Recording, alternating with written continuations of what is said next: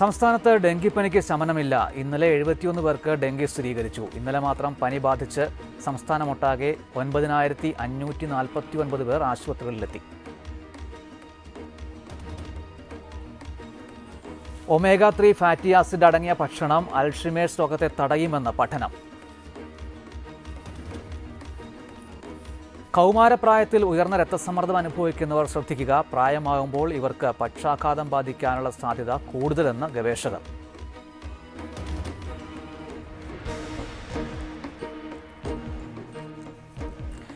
സംസ്ഥാനത്ത് ഡെങ്കിപ്പനിക്ക് ഇനിയും ശമനമില്ല. ഇന്നലെ 71 പേർക്ക് ഡെങ്കിപ്പനി സ്ഥിരീകരിച്ചു. H1N1 ബാധിതരുടെ എണ്ണവും കൂടുകയാണ്. മലപ്പുറത്ത് ഡിഫ്തീരിയ പടരുന്നതായും റിപ്പോർട്ടുണ്ട്. ഇന്നലെ മാത്രം പനി ബാധിച്ച സംസ്ഥാനമൊട്ടാകെ 9549 പേർ ആശുപത്രികളിലെത്തി. തിരുവനന്തപുരം ജില്ലയിലാണ് പനി ഏറ്റവും കൂടുതൽ ബാധിച്ചിട്ടുള്ളത്. 9130 പേരാണ് പനിക്ക് ചികിത്സ തേടി ഇന്നലെ സംസ്ഥാനത്തെ വിവിധ ആശുപത്രികളിലെത്തിയത്. ഇതിൽ 107 പേർക്ക് ഡെങ്കിപ്പനി സ്ഥിരീകരിച്ചു. 150ഓളം പേർ നിരീക്ഷണത്തിലാണ്. മലപ്പുറത്ത് നടന്ന 2 മരണങ്ങൾ ഡെങ്കിപ്പനി മൂലമാണെന്ന് സംശയിക്കുന്നു. സംസ്ഥാനത്ത് ഏറ്റവും കൂടുതൽ പനിബാധിതർ ഉള്ളത് തിരുവനന്തപുരം ജില്ലയിലാണ്. തിരുവനന്തപുരം ജില്ലയിൽ 71 പേർക്ക് ഡെങ്കിപ്പനി സ്ഥിരീകരിച്ചു കഴിഞ്ഞു.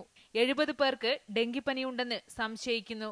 മലപ്പുറം ജില്ലയിൽ ഒരാൾക്ക് ഡിഫ്തീരിയ ബാധിച്ചതായും സൂചനയുണ്ട്. ഹെപ്പറ്റൈറ്റിസ് എ മൂലം ഒരാൾ മരിച്ചതായും സംശയിക്കുന്നു. കൊല്ലം ജില്ലയിൽ ഒരു H1N1 മരണം സ്ഥിരീകരിച്ചു. 7 H1N1 കേസുകളും 3 പേർക്ക് ടൈഫോയിഡ് ബാധിച്ചതായും ആരോഗ്യവകുപ്പ് അറിയിച്ചു. ജനുവരി 1 മുതൽ 40 പേരാണ് സംസ്ഥാനത്ത് H1N1 ബാധിച്ച് മരിച്ചത്. അമൃത ന്യൂസ്, തിരുവനന്തപുരം. കീലോയിഡ് എന്ന വിഷയത്തെക്കുറിച്ചാണ് ആരോഗ്യ വാർത്തകൾ ഇന്ന് ചർച്ച ചെയ്യുന്നത്. ചർച്ചയിൽ പങ്കെടുക്കുന്നത് Kochi Amrita institute of medical സയൻസസിലെ പ്ലാസ്റ്റിക് ആൻഡ് റീകൺസ്ട്രക്റ്റീവ് സർജറി വിഭാഗം ക്ലിനിക്കൽ പ്രൊഫസർ ഡോക്ടർ സുന്ദീപ് വിജയരാഘവനാണ്. നമസ്കാരം ഡോക്ടർ, ആരോഗ്യ വാർത്തകളിലേക്ക് സ്വാഗതം. ഡോക്ടർ, നമുക്ക് ആദ്യമായി അറിയേണ്ടത് എന്താണ് ഈ കീലോയിഡ്? മറ്റുള്ള മുറിവുകളിൽ നിന്നുള്ള പാടിൽ നിന്നും ഈ കീലോയിഡ് എങ്ങനെയാണ് നമുക്ക് തിരിച്ചറിയാൻ സാധിക്കുക? ഒരു അഡൽട്ട് അല്ലെങ്കിൽ ഒരു ജനിച്ചതിന് ശേഷം നമ്മൾ എന്ത് മുറിവുകളും ശരീരത്തിൽ വന്നാൽ തീർച്ചയായും അതിനകത്ത് പാടുണ്ടായിരിക്കും. ഓക്കെ, ഗർഭസ്ഥ ശിശുവിന് മാത്രമേ അതിൻ്റെ മുകളിൽ നമ്മൾ ശസ്ത്രക്രിയ ചെയ്യുകയാണെന്ന് വെച്ചാൽ പാടില്ലാത്ത രീതിയിൽ വരാറുള്ളൂ. ശരി, ഈ ജനിച്ചതിന് ശേഷം നമുക്ക് പാടുകൾ ശരീരത്തിലോട്ട് വരുന്ന സമയത്ത് സാധാരണഗതിയിൽ അതൊരു ചെറിയൊരു പാട് മാത്രമേ ആകാൻ പാടുള്ളൂ. പക്ഷെ ചിലരിൽ ആ പാടുകൾ അതിൻ്റെ ഉയരം കൂടി വരും, കളറ് മാറി വരും. അത് സാധാരണ തൊലിയുടെ മേളിൽ പോലും ഈ പാടുകൾ സ്പ്രെഡ് ചെയ്ത് വരും. അങ്ങനത്തെ സ്പ്രെഡ് ചെയ്യുന്ന പാടുകൾക്കാണ് കീലോയിഡ് എന്ന് പറയുന്നത്. ഈ കീലോയിഡ് അത് എങ്ങനെയാണ് ഉണ്ടാകുന്നതെന്ന് പറയാമോ? സാധാരണഗതിയിൽ മുറിവുകൾ വന്ന് നമ്മളതിനെ അടുപ്പിച്ച് കൊണ്ടുവരുന്ന സമയത്ത് ഒരു സൈഡിൽ നിന്ന് 2 സൈഡിൽ നിന്നും കോശങ്ങൾ വളർന്ന് ആ 2 കോശവും ഒരു ഭാഗത്ത് എത്തുന്ന സമയത്ത് അങ്ങോട്ടും ഇങ്ങോട്ടും തൊട്ട് നിൽക്കുന്ന സമയത്ത് വളർച്ച നിൽക്കും. ആൻഡ് അവിടെ വച്ചിട്ട് ഈ കോശങ്ങൾ വരുന്ന ആ ഒരു പ്രക്രിയ നിന്നു പോകും. സാധാരണ അങ്ങനെയാണ് സംഭവിക്കുന്നത്. പക്ഷേ എന്ത് വരുന്നത് വെച്ചാൽ ഈ കീലോയിഡ് എന്ന് പറഞ്ഞ സംഭവം ഇതിനകത്ത് ഈ വളർച്ച നിൽക്കുന്നില്ല. ആക്ച്വലി അതിപ്രസരമാണ്, ഈ വളർച്ചയുടെ അതിപ്രസരമാണ് സംഭവിക്കുന്നത്. അപ്പോൾ ആ സമയത്ത് അവിടെ നിൽക്കുന്നതിന് പകരം അവിടെ നിന്ന് വീണ്ടും മുകളിലോട്ട് വന്ന് അത് സ്പ്രെഡ് ചെയ്ത് സൈഡിലോട്ടൊക്കെ മാറി വരുന്നു. അങ്ങനെയാണ് കീലോയിഡ് വരുന്നത്. ഇത് എത്ര തരത്തിലുണ്ട്? പല വിധത്തിലുള്ള കീലോയിഡ് ഉണ്ടോ? പല വിധത്തിലുള്ള കീലോയിഡ്സ് അല്ല, പല വിധത്തിലുള്ള പാടുകൾ ഉണ്ടാവാറുണ്ട്. ഇപ്പോൾ വളരെ സിമ്പിളായിട്ട് ഏറ്റവും ബെസ്റ്റ് പാടെന്ന് പറഞ്ഞാൽ ഒരു തലനാരിൻ്റെ സൈസിൽ മാത്രമേ കാണാൻ പാടുള്ളൂ. അതിൻ്റെ കളറ് സാധാരണ തൊലിയുടെ അതേ നിറത്തിൽ തന്നെ നിൽക്കുന്നതാണ് ഉചിതം. അപ്പോൾ സൂര്യപ്രകാശം അതിൻ്റെ മുകളിൽ വീഴുന്ന സമയത്ത് അവിടെ ഒരു മാർക്കും ഒന്നും കാണാൻ പറ്റില്ല. അത് ഒന്നുകിൽ കുഴിഞ്ഞു വന്നാൽ അല്ലെങ്കിൽ തടിച്ചു വന്നാലാണ് സാധാരണ അത് വിസിബിൾ ആവുന്നത്. ഒന്നുകിൽ കളറ് മാറ്റം വരണം, അല്ലെങ്കിൽ ഈ നേരത്തെ പറഞ്ഞ പോലെ കുഴിഞ്ഞ് പോലെ തടിച്ചു വരുമ്പോഴാണ് അത് വിസിബിൾ ആവുന്നത്. ഓക്കെ, അപ്പം ഈ ജസ്റ്റ് ആ സ്കാറിൻ്റെ മുകളിൽ തടിച്ച് വരുന്ന സമയത്ത് രണ്ടാമത്തെ ടൈപ്പ് പാടുകൾ ഹൈപ്പർട്രോഫിക് സ്കാർ എന്ന് പറയും. അതായത് ജസ്റ്റ് അതേ മുറിവിൻ്റെ അതേ ലെങ്ത്തിൽ മാത്രമേ ഉണ്ടാവുള്ളൂ, പക്ഷേ അത് കുറച്ചും കൂടി തടിച്ചു വരും. അത് അത്ര ലെസ് പ്രോബ്ലമാറ്റിക്കാണ്. അത് വലിയ പ്രശ്നങ്ങൾ ഉണ്ടാക്കാത്ത ഇതാണ്.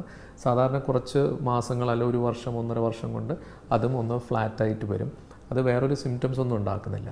പക്ഷേ അതിന് പകരം ആ നോർമൽ വിഡ്ത്തിനെക്കാട്ടും കൂടുതൽ വൈഡായിട്ട് നോർമൽ ടിഷ്യൂവിലെല്ലാം ഇത് ബാധിക്കുന്ന സമയത്താണ് അതിന് മൂന്നാമത്തെ ഗ്രേഡ്, അതായത് കീലോയിഡ് എന്ന് പറയുന്നത്. അപ്പോൾ അങ്ങനെയാണ് സാധാരണ സ്കാർസിനെ ഡിവൈഡ് ചെയ്തിട്ടുള്ളത്: normal scar, hypertrophic scar and keloid. Doctor, ഈ കീലോയിഡ് കൊണ്ടുള്ള ബുദ്ധിമുട്ടുകൾ എന്തെല്ലാമാണ് ഒരു രോഗിക്ക് അനുഭവിക്കേണ്ടി വരിക എന്ന് പറയാം? സാധാരണഗതിയിൽ കാഴ്ചയിൽ വളരെ ബുദ്ധിമുട്ടുകൾ ഉണ്ടാക്കും. അത് സാധാരണ കളർ വ്യത്യാസം ഉണ്ടായിരിക്കും. കീലോയിഡ് തുടങ്ങുന്ന സമയത്ത് അത് ചിലപ്പോൾ ഒരു പിങ്ക് കളറിലായിരിക്കും ഉണ്ടാകുന്നത്. അത് കഴിഞ്ഞിട്ട് കുറച്ചും കൂടി ഒന്ന് ചുമന്ന കളറിലോട്ട് മാറും. അതിനുശേഷം അത് ഒരു ബ്രൗൺ കളറായിട്ട് വരും. അതിനുശേഷം വീണ്ടും നമ്മൾ സാധാരണ ശരീരത്തിനെക്കാട്ടും കൂടുതൽ ഇരുണ്ട കളറായിട്ട് മാറും. ഈ കളറിൻ്റെ പ്രശ്നമല്ലാണ്ട് കീലോയിഡിൽ വേദനയുണ്ടാക്കാം. ചില സമയത്ത് തൊട്ടാൽ മാത്രമേ വേദന ഉണ്ടാവുള്ളൂ, ചില സമയത്ത് വെറുതെ ഇരിക്കുമ്പോഴും വേദന ഉണ്ടാവും. മിക്കവാറും ആൾക്കാരിൽ ചൊറിച്ചിലുണ്ടാവും. അതും ചെറിയ ചൊറിച്ചിലല്ല, ഭയങ്കര സിവിയറായിട്ടുള്ള ചൊറിച്ചിൽ വരാറുണ്ട്. പലപ്പോഴും ചില ആൾക്കാർക്ക് നെഞ്ചിൻ്റെ ഫ്രണ്ടിൽ വരുന്ന സമയത്ത് അവിടെ എന്തെങ്കിലും രോമങ്ങൾ അതിനകത്ത് ട്രാപ്ഡ് ആകും. അപ്പോൾ ഈ രോമങ്ങൾ നമ്മൾ ഈ എണ്ണമയം ഉണ്ടാക്കുന്ന ഗ്രന്ഥികളുണ്ട്, ആ ഗ്രന്ഥികളുടെ പുറത്തോട്ട് വരുന്ന ആ പാത ബ്ലോക്കായി പോകും. അപ്പോൾ അത് അവിടെ ഇങ്ങനെ മെല്ലെ കെട്ടിക്കിടന്ന് കുറച്ച് നാൾ കഴിയുമ്പോഴേക്കും അത് ഇൻഫെക്ഷൻ വരും. ഇൻഫെക്ഷൻ വന്നു വെച്ചാൽ വളരെ പെയിൻഫുള്ളാണ്. One of the most painful സിറ്റുവേഷൻസാണ് അത് സംഭവിക്കാറുള്ളത്. അപ്പോൾ ആ വേദന ഒരു ഭയങ്കര വേദനയാണ്. ചില സമയത്ത് ആൾക്കാർ, എൻ്റെ പേഷ്യൻസ് വന്നിട്ടുണ്ട്, രണ്ട് മൂന്ന് പേഷ്യൻസ് വന്നിട്ടുണ്ട്, അവർക്ക് സൂയിസൈഡ് വരെ അവർ ചിന്തിച്ചിട്ടുണ്ടായിരുന്നു എന്നാണ് അവർ പറയുന്നത്. അത്രയും അതീവമായിട്ടുള്ള വേദനകളാണ് അതിനകത്ത് വരാറുള്ളത്. പലപ്പോഴും പഴുപ്പ് വരാറുണ്ട്, അതിനകത്തൂടെ പഴുപ്പ് വരാറുണ്ട്. ഇതൊക്കെയാണ് സാധാരണ കണ്ടുവരുന്ന ഓരോ പ്രശ്നങ്ങൾ, കീലോയിഡ് കൊണ്ടുണ്ടാകുന്ന ഓരോ പ്രശ്നങ്ങൾ. ഡോക്ടർ, ആർക്കെല്ലാമാണ് ഈ കീലോയിഡ് രോഗം വരാൻ സാധ്യതയുള്ളതെന്ന് പറയാം? കീലോയിഡ് മിക്കവാറും കുടുംബങ്ങളിൽ കാണാറുണ്ട്. അപ്പോൾ ഒരു കുടുംബത്തിൽ ഒരാൾക്ക് കീലോയിഡ് വന്നു എന്ന് ചോദിച്ചാൽ അവരുടെ കുട്ടികൾക്കും കുട്ടിയുടെ കുട്ടിക്കൊക്കെ കീലോയിഡ് വരാൻ സാധ്യതയുണ്ട്. പ്രധാനമായിട്ട് നമ്മൾ നോക്കുന്ന സമയത്ത് ചില റേസിൽ ഇത് വരാറുണ്ട്. അത് സാധാരണഗതിയിൽ ആഫ്രിക്കൻ കൺട്രീസിൽ ആണ് കീലോയിഡ് വളരെ വളരെ സർവ്വസാധാരണമായിട്ട് കാണാറുണ്ട്. ചില ആഫ്രിക്കൻ ട്രൈബ്സിൽ നമ്മൾ കീലോയിഡ് ഒരു വിഷമമായിട്ടാണ് നമ്മൾ പറയുന്നത്. ഒരു കാണാനൊരു വൃത്തിയില്ലാത്തൊരു സാധനമായിട്ടാണ് നമ്മൾ പറയുന്നത്. പക്ഷേ ഒരു അലങ്കാര വസ്തുവായിട്ട് ആഫ്രിക്കൻ ട്രൈബ്സിൽ യൂസ് ചെയ്യാറുണ്ട്. അപ്പോൾ അവരുടെ പ്രായപൂർത്തിയാവുന്ന സമയത്ത് അവരുടെ പ്രായപൂർത്തിയായതിൻ്റെ ഒരു സെറിമണിയുടെ ഭാഗമായിട്ട് ശരീരത്തിൻ്റെ പല ഭാഗത്തും അവർ ഭംഗിക്ക് വേണ്ടി അവരിങ്ങനെ കുത്തുകൾ ഉണ്ടാക്കി വയ്ക്കും. കഴുത്തിൽ, കൈയിൻ്റെ ചുറ്റും, കൈയിൻ്റെ പല സ്ഥലങ്ങളിലും. അപ്പോൾ ഇതെല്ലാം കീലോയിഡാവും. കീലോയിഡ് ആവുന്ന സമയത്ത് നമ്മളിപ്പോൾ പച്ച കുത്തുന്ന ആൾക്കാർ ഫാഷനല്ലേ, ആ നാട്ടിൽ ഈ കീലോയിഡാണ് ഫാഷൻ. അപ്പോൾ അങ്ങനെ അത് അത്രയും കോമണാണ് ആഫ്രിക്കൻ കൺട്രീസിൽ. പിന്നെ നമ്മളെ ഭാരതം മാതിരിയുള്ള ഏഷ്യൻ കൺട്രീസിലാണ് പിന്നീട് കോമൺ ആയിട്ട് കണ്ടുവരുന്നത്. ഈ കോക്കേഷ്യൻ പോപ്പുലേഷൻ, അതായത് സായിപ്പ് വെള്ളക്കാരിൽ അത് വളരെ കുറവാണ് കാണുന്നത്. അപ്പോൾ സാധാരണ അവർ പറയുന്നത് വെച്ചാൽ മെലാനിൻ, നമ്മളുടെ കളർ വയ്ക്കുന്ന ബ്രൗൺ കളർ, ബ്ലാക്ക് കളറൊക്കെ വയ്ക്കുന്ന മെലാനിൻ കൂടുതലുള്ള ആൾക്കാർക്ക് കൂടുതൽ ചാൻസ് ഉണ്ട് കീലോയിഡ് വരാൻ വേണ്ടിയിട്ട്. അപ്പോൾ അത് കാരണം ഇന്ത്യക്കാരൊക്കെ വളരെ പ്രോണാണ്. അപ്രോക്സിമേറ്റ്ലി ഒരു 10 മുതൽ 15% പോപ്പുലേഷനിൽ കീലോയിഡ് വരാനുള്ള സാധ്യതയുണ്ട്. അപ്പോൾ അത് നമ്മൾ വിചാരിക്കുന്നതിനെക്കാട്ടും ഒരു കോമൺ ആയിട്ടുള്ള ഒരു പ്രശ്നമാണ് ഭാരതത്തിലും ഭാരതത്തിൻ്റെ മാറിയുള്ള ബാക്കി സംസ്ഥാനങ്ങളിലും ബാക്കി രാജ്യങ്ങളിലും. ഡോക്ടർ, ഈ കീലോയിഡ് അത് ക്യാൻസർ രോഗമായിട്ട് മാറാനുള്ള സാധ്യത ഉണ്ടോ? സാധാരണഗതിയിൽ കീലോയിഡ് ക്യാൻസറായി മാറില്ല. പിന്നെ ചിലപ്പോൾ ഞാൻ നേരത്തെ പറഞ്ഞിട്ടുണ്ടായിരുന്നു, കീലോയിഡ് അവിടെ പഴുത്ത് അവിടെ മുറിവുകൾ വരും. പിന്നെ ഈ മുറിവുകൾ വർഷങ്ങളായിട്ട് മുറിവുകളുണ്ട്, ഒരു 15 വർഷമായിട്ട് അതേ മുറിവ് അതേ സ്ഥലത്തുണ്ടെന്ന് വെച്ചാൽ ആ ക്രോണിക് അൾസേഴ്സിൽ വരുന്ന ക്യാൻസർ സെല്ല് വരാം. അത് നമുക്കപ്പോൾ ഡയറക്റ്റ്ലി അതായിട്ട് റിലേഷൻ ഇല്ല. നമുക്ക് അങ്ങനെ കീലോയിഡിലൊരു ക്യാൻസർ വരുന്ന അങ്ങനെ പേടിക്കേണ്ട ഒരു കാര്യമില്ല. എന്താ വെച്ചാൽ തീർച്ചയായിട്ടും ഈ ഒരു വേദനയുള്ളൊരു മുറിവ് നമ്മൾ ഒരിക്കലും 10 വർഷം അല്ലെങ്കിൽ 20 വർഷം അവിടെ നിൽക്കാൻ വേണ്ടി അനുവദിക്കില്ല. എന്നുവെച്ചാൽ ഇത് സാധാരണ വരുന്ന മുറിവുകൾ മാതിരിയല്ല. കാലിലൊക്കെ മുറിവുകൾ വന്ന് അൾസർ ഫോം ചെയ്യാൻ വെച്ചാൽ അത്ര വേദന ഉണ്ടാവില്ല. അപ്പോൾ അത് കെയർ എടുക്കാണ്ട് ഈ പൊള്ളലിലൊക്കെ വരുന്ന മാർജോലൻസ് അൾസർ എന്ന് പറഞ്ഞ അൾസേഴ്സ് ഉണ്ട്. അങ്ങനെയാണ് ആ വേദന ഇല്ലാത്തത് കാരണമാണ് അത് വീണ്ടും കുറേ വർഷങ്ങൾ അവിടെ നിൽക്കും. എന്നിട്ട് അതിന് ശേഷം അതിനകത്ത് ക്യാൻസർ വരുന്നത്. കീലോയിഡ് ഭയങ്കര വേദനയുള്ളൊരു ഇതായത് കാരണം യൂഷ്വലി അങ്ങനെയൊന്നും കാണാറില്ല. ഇനി ഒരു ഇടവേളയാണ്. ഇടവേളയ്ക്ക് ശേഷം ചർച്ച തുടരും.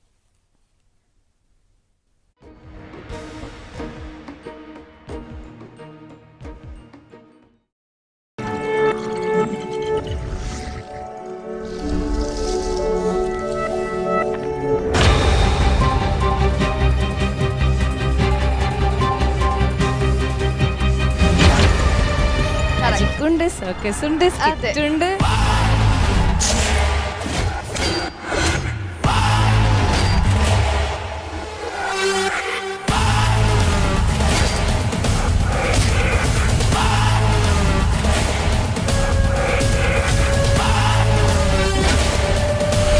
ഗ്രാൻഡ് മാജിക്കൽ സർക്കസ് വെള്ളി ശനി ദിവസങ്ങളിൽ രാത്രി 8 മണിക്ക്. ഡോക്ടർ, ഈ കീലോയിഡ് അത് പകരാൻ സാധ്യതയുണ്ടോ എന്ന് പറയാമോ? ഇല്ല, കീലോയിഡ് പകരില്ല. അത് നമുക്ക് ഒരാളിൽ നിന്ന് വേറൊരാളിലോട്ട് ഒരിക്കലും പകരാറില്ല. ശരീരത്തിൻ്റെ ഏതെല്ലാം ഭാഗത്താണ് സാധാരണ ഈ കീലോയിഡ് കണ്ടുവരുന്നത് എന്ന് പറയാം? സാധാരണ ഏറ്റവും കോമൺ ആയിട്ട് കണ്ടുവരുന്നത് നെഞ്ചിൻ്റെ കൂടിൻ്റെ നേരെ ഫ്രണ്ട്, പ്രീസ്റ്റേണൽ ഏരിയ എന്ന് പറയും. അവിടെയാണ് ഏറ്റവും സർവ്വസാധാരണമായിട്ട് കണ്ടുവരുന്നത്.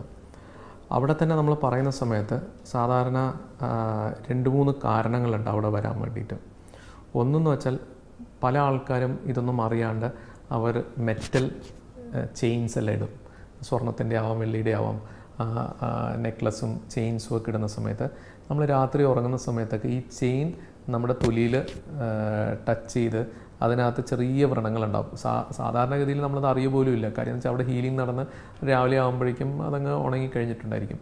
പക്ഷേ ഇങ്ങനത്തെ ആൾക്കാർക്ക് ആ ചെറിയ ട്രോമ പോലും കീലോയിഡ് ഉണ്ടാക്കാം.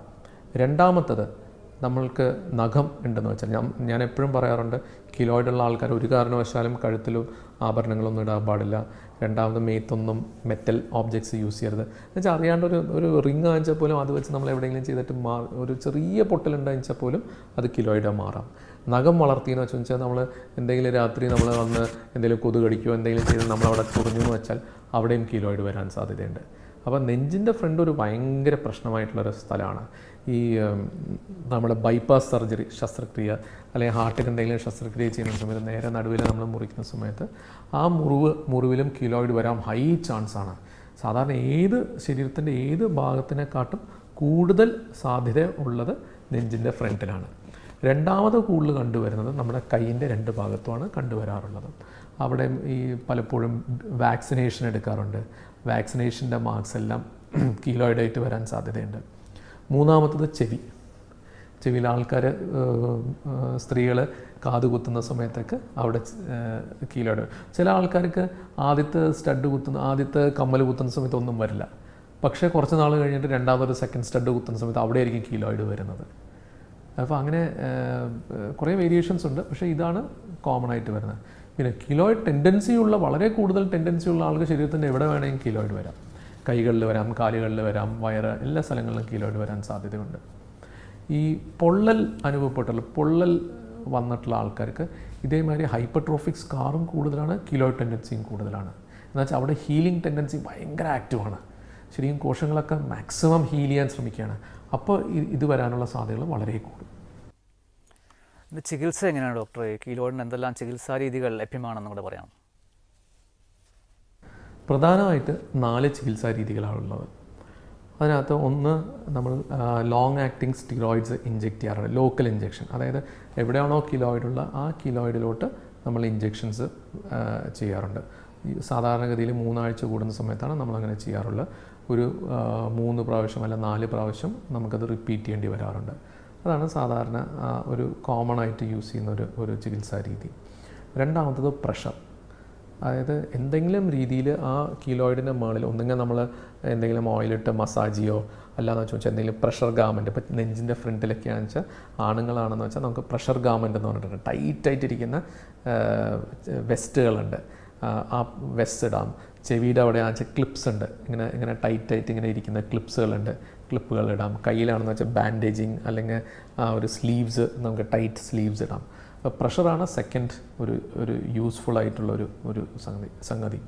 ശരീരത്തിൻ്റെ ഏത് ഭാഗത്തും നമുക്ക് മസാജ് ചെയ്യാം. മസാജിൻ്റെ ആ പ്രഷറും നമുക്ക് ദിവസത്തിൽ 2, 3, 4 പ്രാവശ്യം നമുക്ക് മസാജ് ചെയ്തെന്ന് വെച്ചാൽ അതൊക്കെ കീലോയിഡിനെ സോഫ്റ്റ് ആക്കാനും പിന്നെ ഫ്ലാറ്റ് ആക്കാനും സഹായിക്കും. മൂന്നാമത്തത് എന്ന് വെച്ചാൽ നമുക്ക് സിലിക്കോൺ എന്ന് പറഞ്ഞിട്ടുള്ള ഒരു മെറ്റീരിയലുണ്ട്. നമ്മൾ സാധാരണ മെഡിക്കൽ ഗ്രേഡ് സിലിക്കോൺസ് അവൈലബിൾ ആണ്. സിലിക്കോൺ എന്താ ചെയ്യണമെന്ന് വെച്ചാൽ എക്സാക്ട് മെക്കാനിസം ഇതുവരെ നമുക്കറിയില്ല. പക്ഷേ നമ്മൾ ഊഹിച്ചിരിക്കുന്നത് എന്താണെന്ന് വെച്ചാൽ സിലിക്കോൺ ഹൈഡ്രേറ്റ് ചെയ്യും, ഓരോ മുറിവിനെയും ഹൈഡ്രേറ്റ് ചെയ്യും. അപ്പോൾ സിലിക്കോണും കൂടി ആഡ് ചെയ്യുകയാണെന്ന് വെച്ചാൽ അത് കുറേ കൂടി നല്ലതാണ്. അത് വളരെ സോഫ്റ്റായിട്ടൊരു മെറ്റീരിയലാണ്. ഇപ്പോൾ ഓയിൻമെൻറ്റ്സ് അവൈലബിൾ ആണ്. അപ്പോൾ ഏത് ഭാഗത്താണോ കീലോയിഡ് ഉള്ളത് ആ ഭാഗത്ത് നമുക്ക് ഇത് തേച്ചാൽ മതി. എസ്പെഷ്യലി മുഖത്തൊക്കെയാണെന്ന് വെച്ചാൽ നമുക്ക് ഇത് അറിയുപോലുമില്ല. ഒരു തേച്ച് ഒരു 15 മിനിറ്റ് ആകുമ്പോഴേക്കും ഒരു ചെറിയൊരു തേച്ച് ഫസ്റ്റ് നമ്മളൊരു മസാജ് ചെയ്യും, തേച്ചിട്ട് മസാജ് ചെയ്യും. മസാജ് ചെയ്തതിന് കുറച്ചും കൂടി നമ്മളെടുത്ത് തേച്ചിട്ട് അതൊരു 15 മിനിറ്റ്സ് ആകുമ്പോഴേക്കും അതൊരു ഫിലിം ഫോം ചെയ്യും. പിന്നെ അതിൻ്റെ വൈകിട്ട് ഒന്നും കൂടി റിപ്പീറ്റ് ചെയ്യേണ്ടി വരും. ഇപ്പോൾ സിലിക്കോൺ ഒരു കോമൺ ആയിട്ട് യൂസ് ചെയ്യുന്ന ഒരു സാധനമാണ്. സപ്പോസ് ഇപ്പോൾ ഇത് കുറച്ച് എക്സ്പെൻസീവാണ്, ഈ ഓയിൻമെൻറ്റ്സ് ആയിട്ട് കിട്ടുന്നത് കുറച്ച് എക്സ്പെൻസീവാണ്. നമുക്ക് അത് പറ്റുന്നില്ല, കുറച്ചും കൂടി ചീപ്പർ ഓൾട്ടർനേറ്റീവ് ആണെന്ന് വെച്ചാൽ ഇത് ഷീറ്റായിട്ട് കിട്ടും, സിലിക്കോൺ ഷീറ്റ്സ് ആയിട്ട് കിട്ടും. അപ്പോൾ സിലിക്കോൺ ഷീറ്റ് ഏത് ഭാഗത്താണോ ആ ഭാഗത്ത്, ഇത് ഒട്ടുന്ന ടൈപ്പ് ഷീറ്റ്സാണ്. അപ്പോൾ ആ ഭാഗത്ത് സിലിക്കോൺ ഷീറ്റ് വെച്ച് അതിൻ്റെ മുകളിൽ പ്രഷറും കൂടി കൊടുക്കുകയെന്ന് വെച്ചാൽ അത് അവിടെ തന്നെ സ്റ്റിക്ക് ചെയ്ത് നിൽക്കും. അത് നമുക്ക് പക്ഷേ ഒരു ആഴ്ചയിൽ 1-2 പ്രാവശ്യം നമ്മളതിനെ ക്ലീൻ ചെയ്യണം, സോപ്പിട്ട് കഴുകി അതിനെ പൊടിയൊന്നും വരാണ്ട് ഉണക്കി വെക്കണം. അത് നമ്മൾ വളരെ സൂക്ഷിച്ച് വേണം കൈകാര്യം ചെയ്യാൻ. പക്ഷേ ഒരു ഷീറ്റ് നമുക്കൊരു 2-3 മാസം നമുക്ക് ഉപയോഗിക്കാം. അപ്പോൾ അത് വളരെ കോസ്റ്റ് എഫക്റ്റീവായിട്ട് വരും. പിന്നെ ഇപ്പോൾ ലേറ്റസ്റ്റ് ആയിട്ട് വന്നിട്ടുള്ളതെന്ന് വെച്ചാൽ റേഡിയേഷനാണ്, ലോ ഡോസ് റേഡിയേഷൻ. ലേറ്റസ്റ്റ് എന്ന് പറയാൻ പറ്റില്ല, വിദേശങ്ങളിലെല്ലാം 20 വർഷമൊക്കെ ആയിട്ട് ഉപയോഗിച്ചുകൊണ്ട് വരുന്ന ഒരു ട്രീറ്റ്മെൻറ്റ് മൊഡാലിറ്റിയാണ് റേഡിയേഷൻ. റേഡിയേഷൻ്റെ പ്രത്യേകത എന്താണെന്ന് വെച്ചാൽ വളരെ ലോ ഡോസ് റേഡിയേഷനാണ് നമ്മൾ കൊടുക്കാറുള്ളത്. നമ്മൾ സാധാരണ വിചാരിക്കും ക്യാൻസറിന് കൊടുക്കുന്ന മാതിരി, അങ്ങനെയല്ല. അതിൻ്റെ വോള്യൂം എമൗണ്ട് ഓഫ് റേഡിയേഷൻ വളരെ കുറവാണ്. യൂഷ്വലി 8 സെൻറ്റിഗ്രേഡൊക്കെയാണ് നമ്മൾ കൊടുക്കാറുള്ളത്. ബട്ട് ശരിക്കും ക്യാൻസർ ട്രീറ്റ്മെൻറ്റിനൊക്കെ വളരെ ഹൈ ഡോസ് ഫോർ ഒരു 20-30 ഡേയ്സ് നമ്മൾ കൊടുക്കും. ഇതെന്ന് വെച്ചാൽ വളരെ low dose just for a single, maximum 2 fraction കൊടുക്കും. അത് കൊടുക്കുന്നത് വിത്തിൻ 48 hours കൊടുക്കണം. 48 മണിക്കൂറിനകത്ത് നമ്മൾ കൊടുത്തിരിക്കണം. അത് കഴിഞ്ഞിട്ട് കൊടുത്തിട്ട് പ്രയോജനം വരുന്നില്ല. അത് കാരണം ആദ്യമേ നമ്മൾ ഇപ്പോൾ സർജറിയോ വേറെ എന്തെങ്കിലും പ്ലാൻ ചെയ്യുന്നുണ്ടെന്ന് വെച്ചാൽ ആ പ്രൊസീജിയറും പ്ലസ് റേഡിയേഷൻ രണ്ടും കൂടി സൈമിൾട്ടേനിയസ്ലി പ്ലാൻ ചെയ്യണം. നമ്മളിപ്പോൾ അമൃതയിലിപ്പോൾ നമ്മൾ കുറേ നാളായിട്ട് നമ്മളിപ്പോൾ അത് ചെയ്തു വരുന്നുണ്ട്, വർഷങ്ങളായിട്ട് നമ്മൾ ചെയ്തു വരുന്നുണ്ട്. നമുക്ക് വളരെ നല്ല റിസൾട്ടാണ് നമുക്ക് കിട്ടുന്നത്. 90%-നെക്കാട്ടും കൂടുതൽ നമുക്ക് ക്യൂർ റേറ്റ് നമുക്ക് ഇത് വെച്ചിട്ട് നമുക്ക് കിട്ടുന്നുണ്ട്.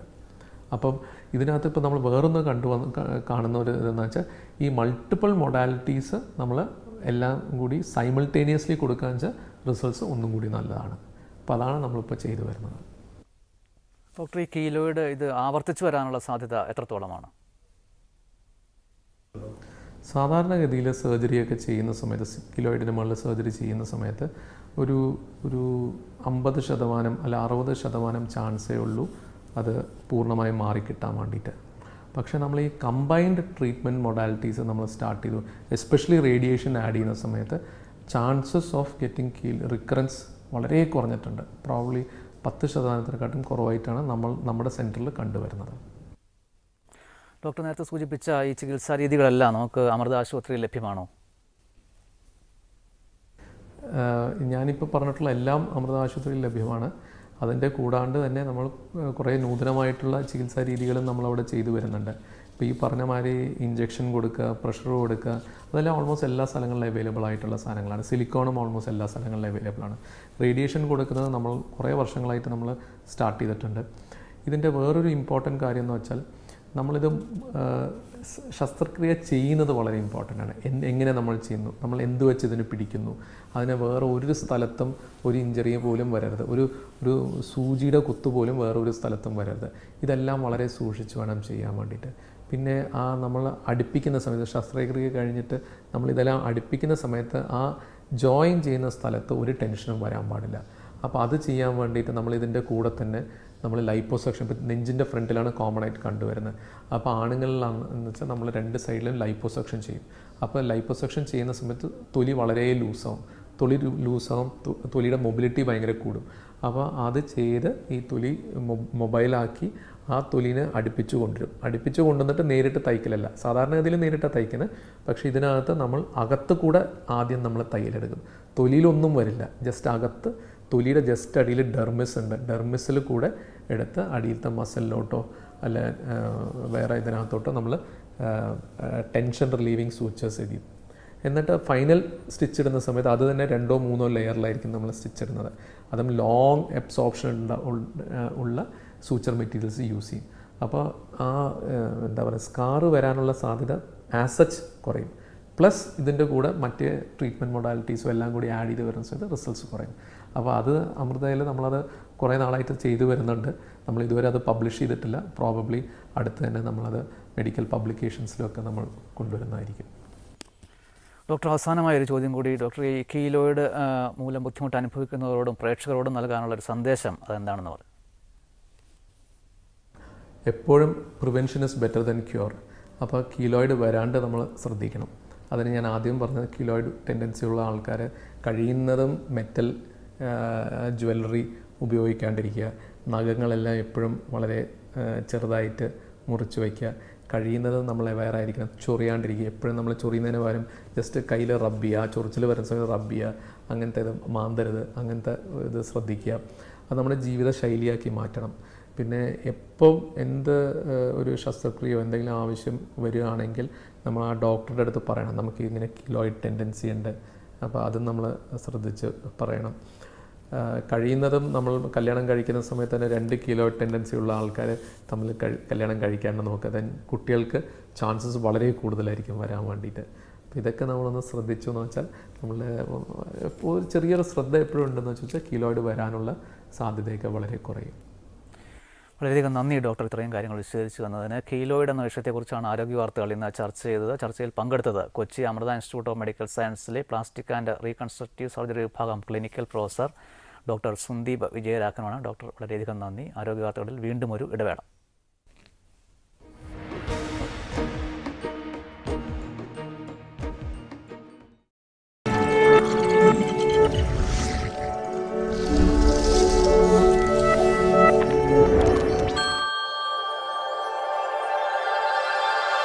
എല്ലാ പുഴകൾക്കുമുണ്ട് ഒരു കഥ പറയാൻ.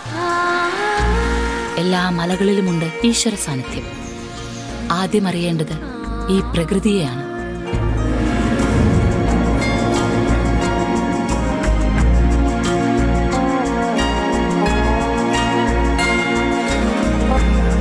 സഞ്ചാരപഥങ്ങളിൽ, മോക്ഷമലകളിൽ, തപസ്ഥലികളിൽ, ചരിത്ര സ്മാരകങ്ങളിൽ, ക്ഷേത്ര സന്നിധികളിൽ പ്രകൃതിയുടെ ഊർജത്തെ അന്വേഷിക്കുന്ന തീർത്ഥയാത്ര ഉദയാമൃതം. എല്ലാ ദിവസവും രാവിലെ 6:30 നിങ്ങളുടെ സ്വന്തം അമൃത ടിവിയിൽ.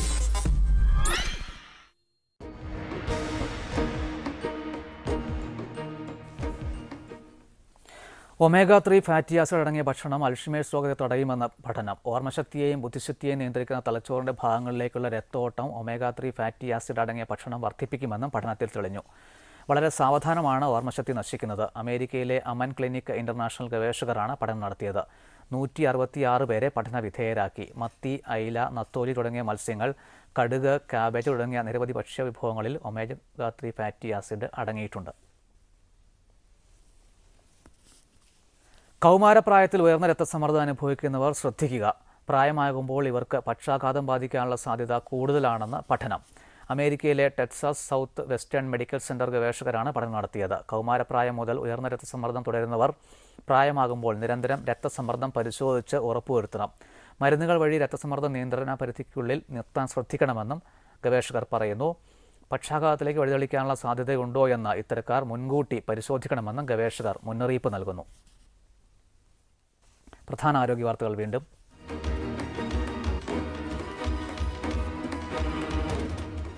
സംസ്ഥാനത്ത് ഡെങ്കിപ്പനിക്ക് ശമനമില്ല. ഇന്നലെ 71 പേർക്ക് ഡെങ്കി സ്ഥിരീകരിച്ചു. ഇന്നലെ മാത്രം പനി ബാധിച്ച് സംസ്ഥാനമൊട്ടാകെ 9549 പേർ ആശുപത്രികളിലെത്തി.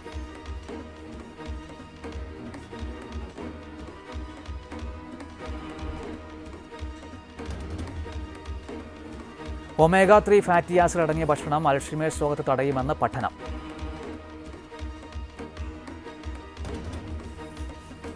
കൗമാരപ്രായത്തിൽ ഉയർന്ന രക്തസമ്മർദ്ദം അനുഭവിക്കുന്നവർ ശ്രദ്ധിക്കുക. പ്രായമാകുമ്പോൾ ഇവർക്ക് പക്ഷാഘാതം ബാധിക്കാനുള്ള സാധ്യത കൂടുതലെന്ന് ഗവേഷകർ. ആരോഗ്യ വാർത്തകൾ നിങ്ങൾക്ക് വെബ്സൈറ്റിൽ ലഭ്യമാണ്. amrthatv.com/health സന്ദർശിക്കുക. യൂട്യൂബിൽ കാണാൻ youtube.com/amrthatv സന്ദർശിക്കുക.